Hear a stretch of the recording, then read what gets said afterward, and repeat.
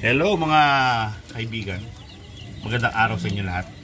Meron kami ditong gamot na ibibigay sa aming mga alaga. Firestat ang pamagat ng gamot. Produkto to ng LDI, Firestat. Para to sa prevention ng malaria kasi maraming lamok ngayon, summer. Yung mga lamok yan, notorious. Kawawa naman yung mga alaga natin. Kapag tinamaan ng malaria yung alaga natin, mahirap yung gamutan.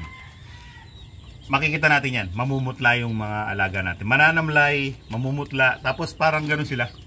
Wala sila leeg. Parang ako, walang leeg.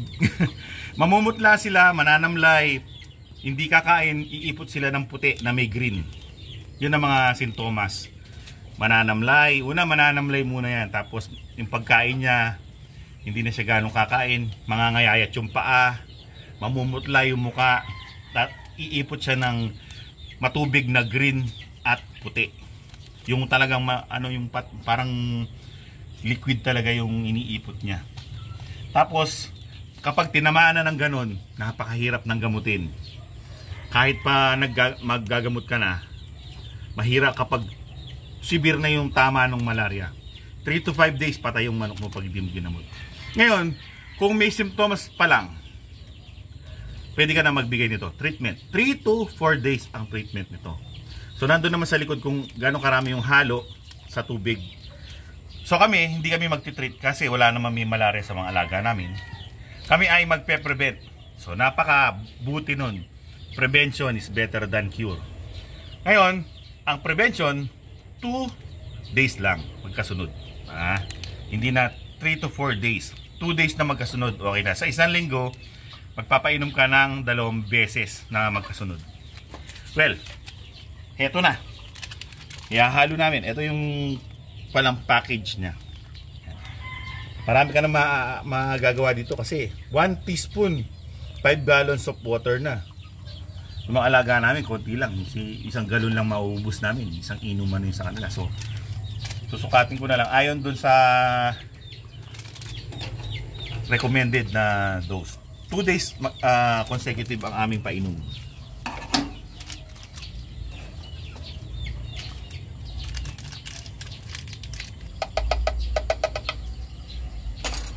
Now, siyempre isisil natin na mabuti. Kasi dahil sa marami itong beses na gagamitin. Kapag ikaw ay mayroong game yard tulad namin, di na backyard pala. Modern na yung pangalan. Game yard. So, kailangan matuto kang magtipid. Maximize. Mekos-mekos mo na pa. Mekos-mekos. The juice. The juice. The water juice. Firestat. Ano to? Isa tong sulfa base na gamot. Ito'y primarily ginagamot sa avian malaria. Actually, walang gamot talaga yung avian malaria. Pero, pwede mo siyang i-treat or ay pauna. Ipapauna mo pag meron ka ng symptoms. Ipauna mo na. Or pwede rin prevention. So halong mabuti para talagang well mixed talaga siya. Yon, okay na siguro yan. Let's provide the drink. Ano kaya ang kulay? Ang kulay ay wala, tubig lang din. Okay. Okay. Iinom to talaga.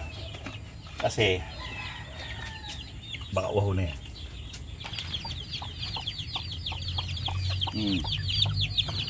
Uminom kayo ng inyong juice drink. Ayan na, tan. Yeah, para hindi kayo tabla ng malaria. Hayaan nyo nang yung nanay nyo makagat na lamok, doon lang kayo sa ilalim ng nanay nyo. Diba? Sarap na sarap sila. Siyempre lalagay mo na. Eto na. Oh, ready na ron.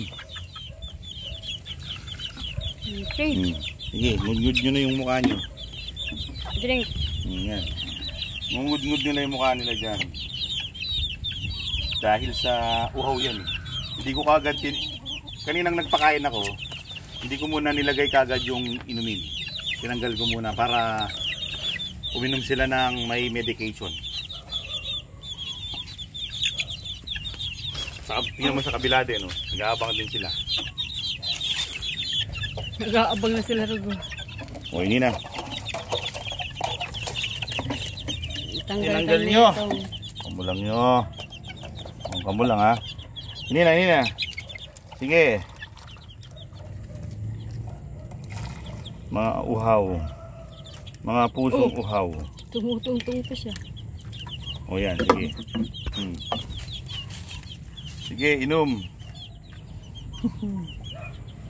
Refreshing. May sulpa. Ano kaya lasa niyan? Tignan mo. Ang lasa. Wala. Nasa tubig lang. Hindi, meron. Parang meron siyang konting pakla. Konti lang. Sige na, Rudy. Drink na. Drink water. Drink water with medicine. Rudy. Bumalik na yung gana ni Rudy, oh. Diba sabi sa inyo eh, hindi papahuli yan. Rudy, drink water. Hindi papahuli si Rudy. Siyempre. Mga kaibigan, siya yung nagbabawi, no? Nagbabawi yan dahil sa nagkasakit yan. Nanamlay. Talagang lahat ng pwedeng iginamot ko dyan. Nausog yan, nausog. Nausog. Nausog yan, nausog. Oh, ito naman mga chika babes. Mga girlylets. Girlylets. Yun na kayo. Iikot ako dito, banda. Kita ba dyan?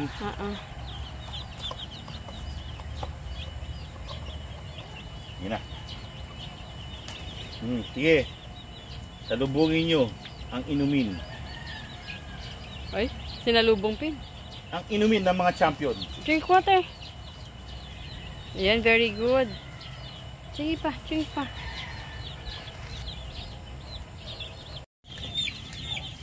Dito, kapag magbubukas ka ng pinto, kailangan alisto ka. Ano yan?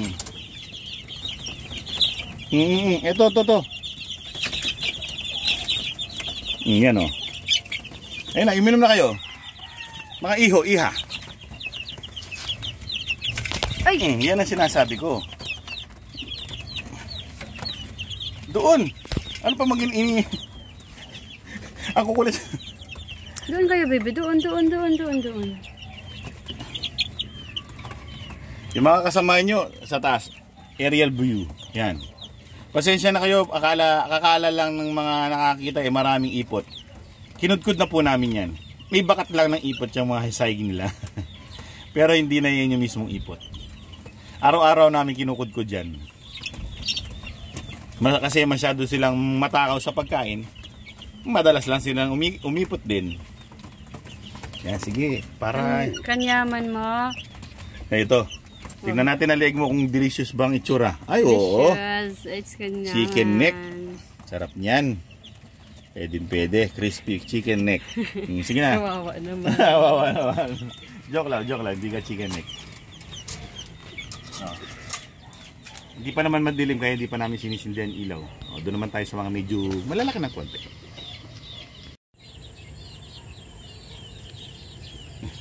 Ayan, nakainom na lahat. Okay, so ang mga sisiw ang binibigyan namin, ito lahat ng sisiw namin. Yung mga matatanda hindi na namin binibigyan. Kasi nga dahil sa matatag na yung sa lamok. Saka yung mga sisiw dapat talaga ano yun yan, yung kalusugan nila. Pag tinama ka ng sakit, mahirap maggamot. So therefore, prevention kami, no? Lahat ng mga sinabi ko sa inyo mga kaibigan, ito hindi professional na paraan. Ito yung natutunan ko lang through experience at sa mga nakikita ko sa mga chewing ko kung paano sila mag-alaga ng kanilang mga manok. So mga kaibigan, ano ba ang ginagamot nyo sa mga sisiw nyo o pinaprevent nyo pagdating sa malaria na dala ng mga lamok? Kami Pyrestat. So pa-comment na lang kung ano ang pangalan ng gamot na ginagamot nyo o pinagpe-prevent nyo.